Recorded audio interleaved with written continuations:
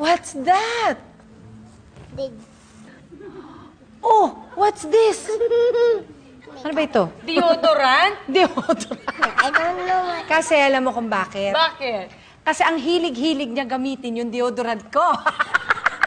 So ngayon ikaw naman ang binigyan niya. So, lagi ako nagre-reklamo, anong deodorant ang ginamit mo? E di yung sa'yo, bakit yung akin? Nagagalit ako kasi parang pang babae nga yun eh.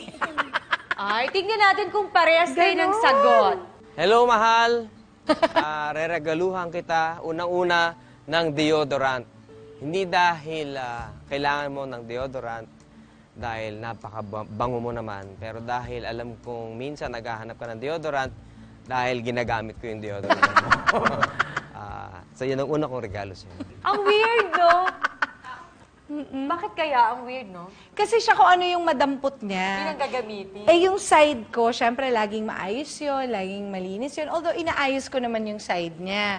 Lagi kong aayusan pag wala ng deodorant, papalitan ko na. Pero, syempre, pag naubusan, Yung sa'yo ang Oo, sabi ginagamit ko, niya. nakakaloka ka. Toothbrush Nate! ko, ganyan. Halika na. Ang galing naman ng Bubu Bear. Oh, careful, careful. Something though. You can hear something from there.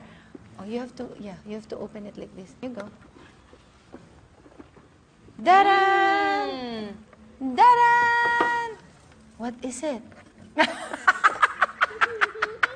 Sila lang talaga nagkakaintindihan, no?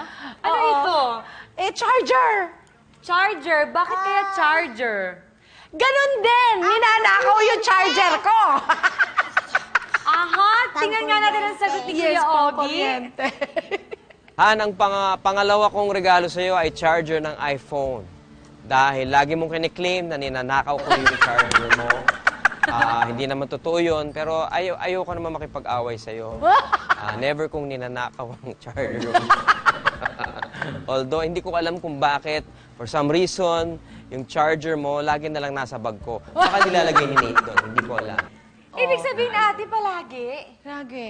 Kasi meron lang akong dalawang station kung saan nag-charge ako. Laging nawawala yung mga charger niya. Tapos ending? Ang ending na sa bag niya lahat. Ay, ang dami-dami kong charger. In the meantime, bili ako ng charger. Bili ako ng charger, tapos nahuli ko na siya. Kasi dati parang, saan ko ba nilagay yung charger? Kasi Kala mo makakalimut, ikaw akala ko. pa. Sabi ko, alam mo, ikaw, ninanakaw mo yung charger ko. Hindi akin to, Deodorant, charger. Ano kaya itong pangatlong box na ninanakaw uli niya? Is that Makatawa rin doon. Oh, you left it. What is it?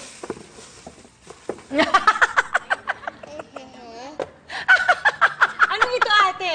Favorite ko kasi yan eh. Pang-back. Pang-back! Pang ano to? Pang may mga rayuma. Yes. Minsan kasi kaka-heels, alam mo, masakit yung likod ko. So, or pagka... Inihilot ka na, minamassage ka ba niya? You think? Hindi. Kasi ganito na yun. Barlog na yun. Barlog na yun. So, hindi kasi pag dumadating din ako, most of the time, tulog na silang mag-ama.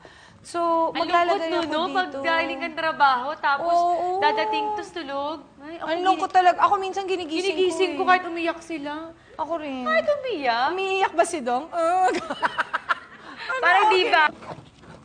Yan. Okay, open. Wow. Dami. Yeah.